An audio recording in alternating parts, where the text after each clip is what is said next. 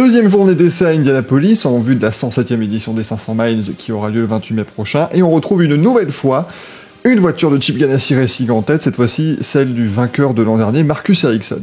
Il signe le nouveau tour le plus rapide du mois à la vitesse moyenne de 229,607 miles par heure, ça équivaut à 369,516 km/h de moyenne. Le Suédois devance son équipier Scott Dixon, Simon Pagenaud est 3ème devant Will Power et Colton Herta. Dans la partie basse du classement, Rinus VeeKay est 30ème devant son équipier Ed Carpenter. On retrouve également Callum Ilott, Stefan Wilson et Catherine Legge qui ferment la marche ce jeudi. Et si jamais les adversaires de Ganassi n'étaient pas déjà assez inquiets parce que franchement ces voitures sont assez rapides depuis le début de ce mois de mai, eh bien Marcus Ericsson a également signé le meilleur temps parmi les pilotes qui ont fait un tour au minimum sans aspiration du tout. Il devance dans ce classement particulier Will Power, Santino Ferrucci, Scott McLaughlin et Scott Dixon. Le Chip Ganassi Racing est en fait clairement la force tranquille depuis le début de ce mois de mai à Indianapolis, et on peut franchement imaginer voir les 4 voitures dans le top 12 qui disputera la pole position dimanche, voire peut-être même dans le top 6, ou voire peut-être même 3 voitures sur la première ligne de la grille. C'est pas impossible. Maintenant, ça reste l'Indy 500. Et pour gagner la course, il faut que tout se passe parfaitement bien. On sait que Ganassi a eu pas mal de soucis ces dernières années, donc ça ne veut pas dire que tout est déjà joué, rassurez-vous. 3ème, Simon Pagenaud signe des débuts d'essai plutôt prometteurs pour le Meyer Shank Racing. 2 bonnes journées pour le pilote français, qui lui fait beaucoup de bien évidemment après un début de saison compliqué. Maintenant, il sait aussi qu'il a obtenu ce 3ème chrono grâce à une excellente aspiration en fin de journée. Je vous propose de l'écouter à mon micro lors de la conférence de presse d'hier. Que ça fait d'être là au 3ème rang aujourd'hui, parce qu'on sait que c'était évidemment une saison assez difficile pour l'instant, mais on sent depuis les essais d'hier et même les essais qu'on avait fait en avril que la voiture semble bien ici à Indianapolis et que tu as l'air assez positif. Ouais, bon, déjà c'est pas la même voiture que pendant la saison complète, c'est une voiture spécifique aux 500 miles. Les mécaniciens ont bien bossé dessus, on a de bonnes pièces aussi pour aérodynamique, donc la voiture est perfo en termes de vitesse, ce qui est déjà un gros avantage.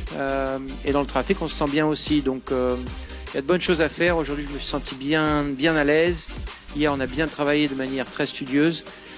Et demain, on va vraiment voir où est-ce qu'on se situe au niveau de la vitesse pure. Mais je me sens encore mieux que l'année dernière. Et ouais, c'est de bon augure. Et ça, aujourd'hui, bon, c'était une grosse aspiration comme tout le monde devant. On a su la prendre, ce qui était bien, ce qui met un gros sourire à tout le monde dans l'équipe, c'est top. Et Tony Kanaan disait que aujourd'hui, le niveau est tellement important en IndyCar que remonter aux 500 miles, c'est pas forcément simple. On sait que Frank Hitty avait fait par exemple en 2012 ou Montoya en 2015. Est-ce que tu es d'accord et tu penses qu'effectivement il faut bien se qualifier samedi et dimanche pour avoir des chances en plus de s'imposer dimanche prochain? Oui, je pense que c'est un gros avantage parce que, une fois, comme je disais tout à l'heure, quand on est 5-6 dans le peloton, déjà ça commence à être difficile puisque la personne devant a l'aspiration et va aussi vite que la personne de derrière. Donc ça devient hyper difficile de doubler. Donc en effet, faudra encore se situer dans les 4 premiers, dans les 30 derniers tours pour avoir une chance.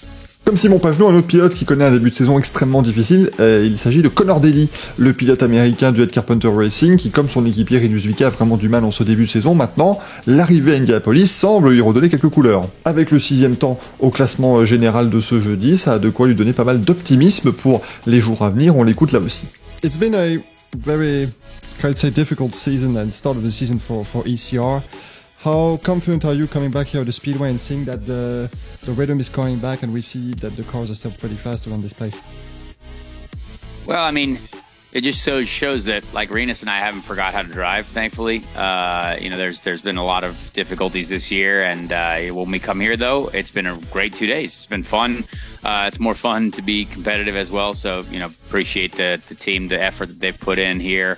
The goal is to obviously take advantage of it. It's hard because you never know what could happen, but we're just trying to execute every day as good as we can. I love the new look of this, the BitNow.com car. So we'll see. We want to try to, do the best job we can for Chevrolet as well here at the, Chevrolet endorsed Speedway. So we want to be strong for them as well. And obviously, you had a lot of boxes you wanted to tick, of course, in the first 3 days, as we had a rain out on Tuesday. How much did you feel you had ticked, and how much do you feel still needs to happen maybe on Monday's post-qualifying practice? I actually feel pretty good when it comes to race setup. I think we're all still going to, try to do a bunch of stuff on Monday and get a little bit more dialed in. But realistically, there's not a ton of changes overall compared to last year. I would say, we want to try to dial in a few more things. But I think it's going to be, when we come to Sunday next weekend, raw speed is going to be really what helps. And, if we can just get our cars to go faster and it's a little bit less work to go that fast, then, then we'll be in a good spot. Une équipe dont on n'a pas beaucoup parlé dans la vidéo d'hier, et même pas du tout, c'est McLaren. Et les 4 voitures de chez McLaren sont dans le top 16, donc un plutôt bon classement pour l'écurie Arrow McLaren, avec Pat Howard qui mène la danse en 8ème position pour cette équipe, et qui est pourtant passé extrêmement près de la catastrophe, comme vous allez le voir, avec R.C. Inerson, le rookie du Able Motorsports, qui en fait venait de la piste. C'est-à-dire que vous pouvez, quand vous êtes en piste et que vous voulez abandonner votre run, vous pouvez descendre directement sur la ligne de réaccélération. Mais quand il n'y a personne dessus, ce qui n'était pas le cas ici, on n'est vraiment pas passé loin d'un gros crash pour cette deuxième journée d'essai. Outre cet incident, on poursuit la feuille de route en fait chez McLaren, on continue, on suit le tableau de marche, et les voitures ont l'air plutôt solides dans le trafic, ce qui est évidemment extrêmement important pour une équipe qui a quand même réussi à placer 2 voitures dans le top 5 l'an dernier, et la 3e en 11e position, donc on sait qu'ils peuvent proposer des packages plutôt intéressants. Enfin, je voudrais évoquer la voiture numéro 14 de AJ Foyt Racing, pilotée par Santino Ferrucci, parce que c'est une équipe qui globalement a des performances assez moribondes depuis des années. Vraiment, AJ Foyt, c'est le team backmarker, comme disent les Américains, vraiment en fond de peloton tout le temps. Mais cette année, ils peuvent compter sur l'arrivée de l'ingénieur Michael Cannon, qui est passé auparavant notamment par Andretti Autosport, par le Delcon Racing et par le Chip Ganassi Racing. Et le point commun de ces 3 équipes, c'est qu'en général, elles marchent très très bien à Indianapolis, surtout quand Cannon fait partie de l'équipe. Pour tout vous dire, Michael Cannon a rejoint le Chip Ganassi Racing en 2020. Juste au moment de la domination totale de l'équipe en termes de vitesse à Indianapolis, donc autant vous dire que on est plutôt confiant chez AJ Foyt, et les résultats pour l'instant de Santino Ferrucci sont tout à fait corrects. Le pilote américain en plus a déjà terminé 4 fois dans le top 10 de Indy 500 en 4 participations, donc autant vous dire qu'on a vraiment un package très solide à mon avis pour le 28 mai prochain, et ça fait très longtemps qu'on n'a pas dit cette phrase à propos de l'équipe d'AJ Foyt.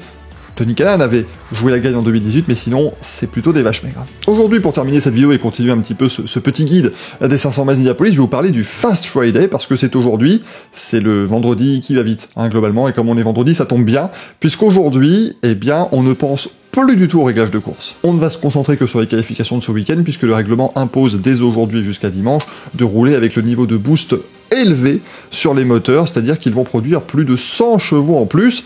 Donc là, forcément, c'est pas avec ces réglages-là qu'on va pouvoir apprendre grand-chose sur la course. On va donc facilement dépasser à partir de ce vendredi les 230 miles à l'heure de moyenne sur un tour, 370 km/h environ. On rappelle que la pole position de Scott Dixon l'an dernier était à plus de 234 miles à l'heure de moyenne. Ce vendredi, les pilotes vont donc essayer un maximum de faire des runs de 4 tours, ce qui est l'équivalent d'un run de qualification à Indianapolis, et surtout, ils vont essayer de le faire seul en piste. Maintenant, il y a quand même 34 voitures, et même si on a 6 heures de temps de roulage, beaucoup de gens voudront rouler en début de séance et en fin de séance avec des conditions un petit peu plus sympas, et donc forcément il risque d'avoir plusieurs voitures en piste, ce qui fait que des fois on aura quelques petites aspirations qui ne pourront pas être vraiment évitées. Mais on va vraiment jeter un coup d'œil très important aujourd'hui sur la feuille des temps sans aspiration, puisque c'est évidemment ça qui déterminera les qualifs de samedi et dimanche, puisqu'en qualification, vous n'avez plus personne en piste, vous êtes le seul en piste à chaque fois. On se retrouvera demain pour parler de ce Fast Friday, évidemment, et aussi évoquer la procédure, pas si complexe que ça, mais pas si simple non plus, de qualification de samedi et de dimanche, parce qu'on rappelle que cette année, c'est d'autant plus important